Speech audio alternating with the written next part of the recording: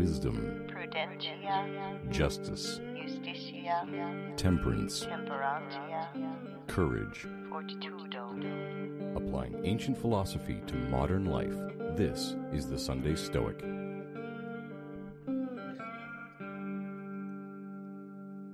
Welcome to the patron-supported Sunday Stoic podcast. This is Steve coming to you from my Stoic studios in beautiful, hot Conway, Arkansas. Today's episode is about the topic that, it's the point. The point of Stoicism. The point, actually, of several philosophies, and that is Eudaimonia. It's one of those words that is usually best left untranslated because it does not translate well. What is Eudaimonia? Well, let's break it down. EU, means good. And daimon means spirit. Kind of like the word demon, right? So it's like the good spirit. It translates, well, a lot of times as happiness is what people call it. It's happiness. But happiness, as we'll talk about more later, is not a good translation for it. So the best word I think for it is flourishing. Some people say a blessed life is another way to think about it. But it's the highest good, as Seneca would call it, the supreme good. So before we jump into our little discussion of and how to achieve eudaimonia, let's hear from Seneca. Letters from a Stoic, or Moral Letters to Lucilius by Seneca, number 71. On the supreme good. As often as you wish to know what is to be avoided or what is to be sought, consider its relation to the supreme good, to the purpose of your whole life.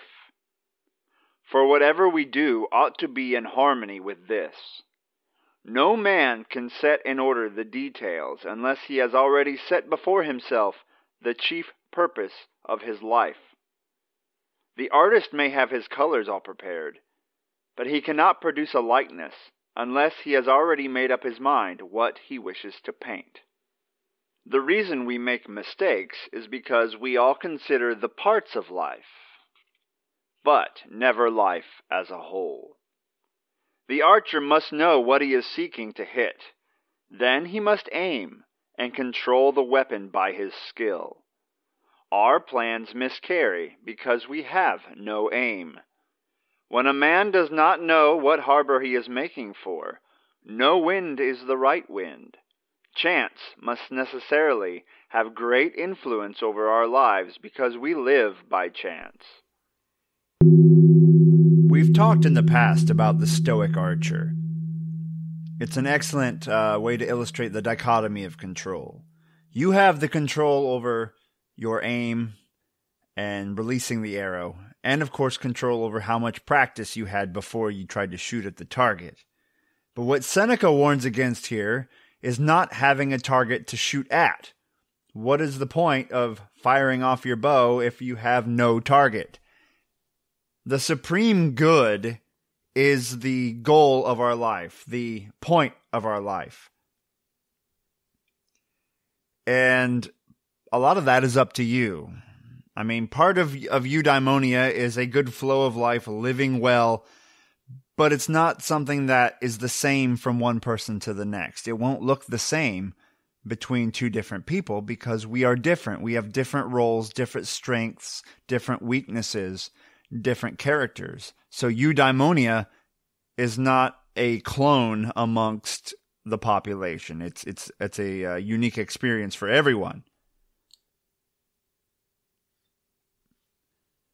And if we don't know what our goal is, then any opportunity seems like one worth taking. And we are blown back and forth, left and right, as my graduate supervisor would say, with a whim of steel. Any new opportunity? Sure, I'll do that. Sure, I'll try that. Sure, that sounds good. But are these different things you're doing, are these things that are leading you in the direction of the supreme good, of eudaimonia, of flourishing? Or are they just targets of opportunity that really distract you from the accomplishment of your goal? Now, as far as I know, Plato is the first to write about eudaimonia. Socrates talks about it, although he may not use the word. But according to Socrates, virtue being the key to living well, to living a eudaimonic life. Aristotle focuses on eudaimonia, but for him, virtue being the kind of the 75% of attaining eudaimonia, and the other 25% being external goods, as he would call them, things like wealth and looking good and things like that. And the Stoics, of course, approach it from the idea that you can live a good life, a happy life. You can accomplish the supreme good, the highest good, with virtue alone, but it's nice to have other things, but not necessary. Now, we can see that positive psychology, I'll put a link to the website here, one of the things that inspired this episode, they have kind of use eudaimonia as a way to describe human flourishing, and have come up with tools to assess your eudaimonia.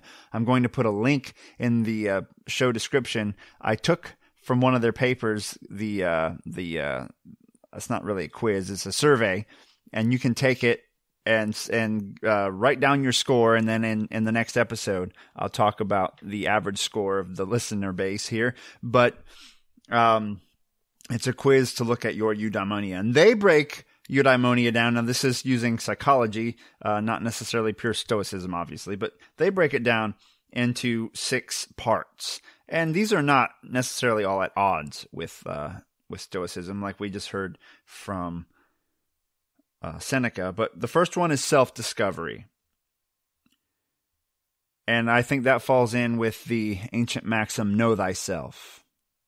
You have to know who you are and what you want, and go from there. The second part is the development of your potential. So you know what you're good at or what some of your strengths are, and then you develop those. And maybe you overcome a weakness at the same time, right? You're developing potential there. You're not ignoring your gifts, you're using them. You have purpose and meaning in your life, and this is something you have to deliberately build in. This isn't something that just happens, right? You have to know what your values are, develop your skills, and then have a purposeful, meaningful life in that sense. You invest significant effort in the pursuit of excellence. So you spend time crafting yourself and the projects you're involved in. You are involved deeply in them. And that's another one. It's deep involvement or intense involvement in activity towards the goals that you find valuable. And lastly, they say enjoyment in activities that are personally expressive. That doesn't necessarily mean you're telling everyone your opinions through your activities, but a part of you is going into those activities. They are deeply meaningful to you. So those are some of the things that positive psychology talks about. So what we are seeking is the ultimate aim. What is this ultimate nebulous goal that we're working towards? And then once we know that, we can start to build daily habits and routines and attitudes that lead us towards that goal. And so the first step then is know thyself. And one thing I want to point out, and I've seen this mentioned online, but I think it is important to note, don't necessarily think, though, that you right now is the same person you'll be in 5 years. So don't forget, now this sounds corny, you know thyself, but don't forget to grow thyself. What do I mean by grow thyself?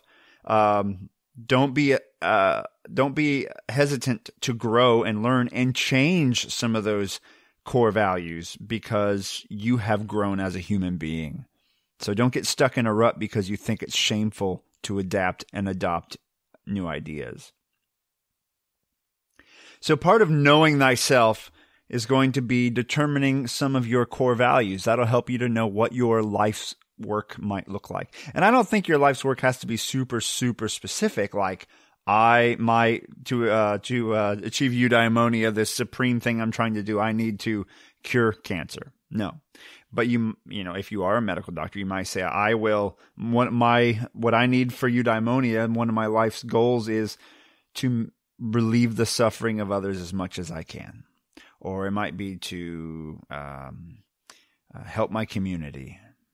Things like that. Something a little broader than something so specific that you'll likely not even come close to reaching it. But know thyself, grow thyself, and then determine your core values. So know yourself. What do I mean by know yourself? What do you value? And that's going to come up with the number 2, which is determine your core values deliberately. But what do you just every day? What do you value? What do you do now that you probably shouldn't do? And what are your strengths and what are your weaknesses? So you might not want to become the spokesperson for an environmental movement, let's say, if you have a terrible time speaking in public. Now, you might be able to improve that and change, which is where the grow thyself idea comes in. But if it's not a skill you have, don't do like Epictetus warns us and take on a role that is not right for you. Like I know personally, I should not take on the role of mathematician somewhere because I would just hurt the cause I was trying to help, right? So know who you are. Try to figure out at least a rough sketch of who you are, but don't be afraid to add to that sketch or change it in the future. But then sit down and figure out your core values. What do you stand for? And it might help you to use some of the tools that have been developed by modern psychologists. I'm going to put a link in the show notes to Donald Robertson's Values Clarification. That might be something you check out. There are other things online as well. I'm not going to tell you how to determine your core values, but I'm going to suggest you start with Donald Robertson since he is, someone who values Stoicism. And let's start there. Let's determine our core values. I'm going to think about my core values. And patrons, stay tuned at the end of the episode, and I'll walk you through some of my values clarification. And what I'd like you to do is think about your core values, and don't be afraid to share them with me before next week's episode. Next week, we're going to pick up here, and we're going to look at the role of arete in achieving eudaimonia. We're going to look at how to take what we've learned this week, apply virtue, and figure out real life things we can do than to start living in a eudaimonic way. And if you have any examples of ways that you have experienced little tastes of eudaimonia in your life, maybe you were involved in a project where you tasted it, you experienced a little snippet of eudaimonia and you're like, if I could achieve this every day, I would be a completely fulfilled person. Let me know. Now, I wanted to point out before we go that eudaimonia, once again, is not necessarily happiness, because you're not just all smiles and giddiness with eudaimonia. If someone dies that you love, you're going to mourn them. If you get hit by a car, it's still going to hurt and you're going to be sad. But it's an overall living up to your potential, fulfilling your potential, knowing your goals in life, and feeling that you are living well. That you're living up to what you have the potential to live up to. So we'll talk a little more about that next week. So until then, shoot me an email. Let me know what your core values are. Let me know if you've experienced some taste of eudaimonia, and shoot that to me at sundaystoic@gmail.com. Like I said, patrons, hang out at the end of the episode. I will talk to you a bit about my own values clarification, and we'll go from there. All right, everyone, have a great week. Let's figure out what that supreme good is in our own lives. Carpe diem. Thank you for listening to The Sunday Stoic. If you enjoyed the show, please subscribe, rate, and review The Sunday Stoic on iTunes. Become a member of the Sunday Stoic team, earn rewards, and be an integral part of the show by becoming a patron at www.patreon.com/SundayStoic. Contact the show by emailing sundaystoic@gmail.com or by leaving a voicemail at 501-503-3132. To find out more, visit www.sundaystoicpodcast.com. And as Steve always says, Carpe diem.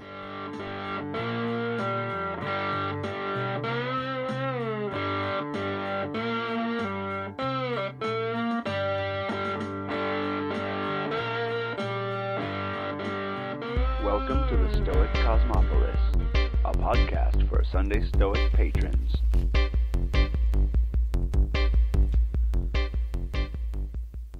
Patrons, this is Steve. I thought I would come to you with a discussion of core values that my wife and I worked on.